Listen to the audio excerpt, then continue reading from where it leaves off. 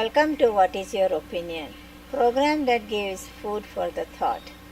And our thought today we are going to carry through is knowing God, or importance of knowing God. As Bible says that God has put eternity in everyone's heart, and from the beginning people are realizing there is a higher authority, there is a God, and they are seeking in so many different ways.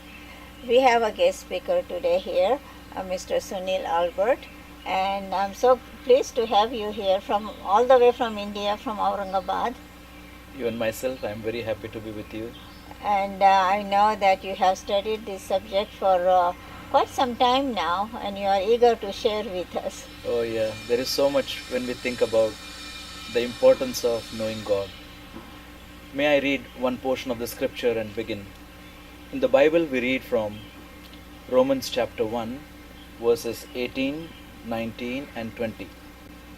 For the wrath of God is revealed from heaven against all ungodliness and unrighteousness of men, who hold the truth in unrighteousness, because that which may be known of God is manifest in them, for God hath showed it unto them. For the invisible things of him from the creation of the world are clearly seen, being understood by the things that are made, even his eternal power and Godhead, so that they are without excuse. Knowing God. How do I know God? Can I know about God? We hear people here and there talking that they have seen some great light, they have heard some voice, they have had some visions and dreams. But how about when it comes to simple person like you and me? Can we really know God? Now at the outset, let me tell you, Bible says no man has ever seen God. But this unseen God is made manifest to us in the portion of the scripture that we have read. Because even for a simple person like you and me, we can know God. And it is so important at the outset, let me tell you, because in the 3 verses that we have read, in verse 18 it speaks about wrath of God, that is anger of God. Verse 19 speaks about knowing God, and verse 20 speaks about the power or the life or the eternal life of God. Knowing God becomes very important, because depending on that, we will either come under the blessings of God, the eternal life God would like to give to every man, or ignoring this very fact and importance of it will bring one under the wrath and anger of God. But question always is in our mind, how can a simple person like me know God? And from the Bible, as I think of one verse in the words of the Lord Jesus Christ in Gospel according to John chapter 17 and verse 3, the Lord Jesus Christ said, "And this is eternal life, that they may know thee, the only true God, and Jesus Christ whom thou hast sent." To make it very simple and clear, let me take your attention to one incident in the life of the Lord Jesus Christ. Because when you turn to Gospel according to Luke and chapter 20, verse 22, there were some people who came to the Lord Jesus and they asked a question. And what was the question? Is it lawful for us to give tribute unto Caesar or no? It was a very tricky question, and they wanted to catch the Lord Jesus Christ in his word. These were the spies sent by the Pharisees and Herodians to catch the Lord in his word and stop his ministry. That's why we read that they have changed their words and they have changed their works. They have changed their vestures and they have changed their vocabulary. That's what people of this world do. They change outward language and they change their outward clothings. But in this word, when they came to Lord Jesus Christ and asked that question, is it lawful for us to give tribute unto Caesar or no? The answer of the Lord was given to them because he perceived their craftiness. And you know what? The Lord Jesus Christ said, show me a penny. Immediately they have shown him a penny. And he said to them, whose image and superscription has this coin? They answered and said, Caesar's. And then the Lord Jesus Christ said to them, render therefore unto Caesar the things which be Caesar's, and unto God the things which be God's. I am always surprised when I read this passage. You know why? The question was about giving tribute or tax to Caesar. And the Lord took a coin and based on the coin made the judgment there. If the coin carries the image, the picture, the writing of Caesar, that must be given to Caesar. And the Lord added a next statement there. And that brings our subject home. Not only give that which is Caesar's to Caesar, but unto God the things which be God's. You see how important it is. If the matter of giving Caesar's to Caesar was decided on the image and superscription on the coin, how can it be decided that which is of God to be given to God? Where is the image and superscription of God? I want to tell you three things.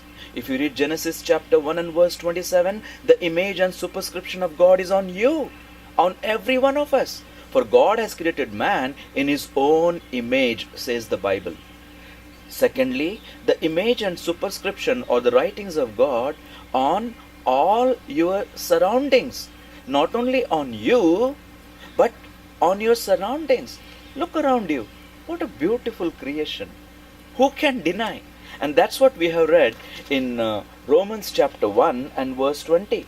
For the invisible things of him from the creation of the world are clearly seen, being understood by the things that are made, even his eternal power and Godhead, so that they are without excuse.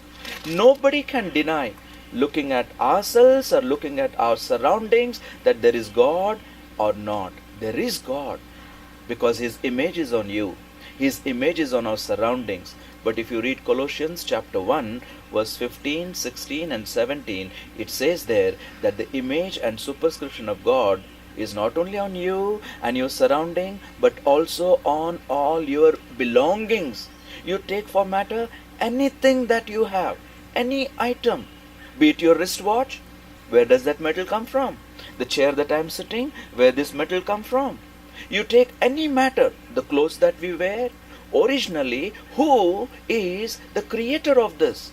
Had there been no cotton, there wouldn't have been clothes. The original stamp of God is there not only on you, on your surroundings, the creation, but also on all our belongings. The existence of God is all around us. Nobody can deny that. When this happened there, and they understood, they held their peace, says the scripture. My beloved, I just want to share this very important truth with you. To know God, just look at yourself, look at your surroundings, and look at your belongings. This God is not only manifest to us through this creation, but also in the incarnation, that is the person of the Lord Jesus Christ. He, being God, became man, came into this world. The invisible God is made visible to us. Otherwise, man by his name, nature, cannot know God. But looking at the Lord Jesus, we can know. Why? Because he, being God, became man, took your sins and my sins upon himself. He died on the cross of Calvary. He was buried and rose again. Bible says he is the only mediator between God and man. Look at yourself. Look at your surrounding.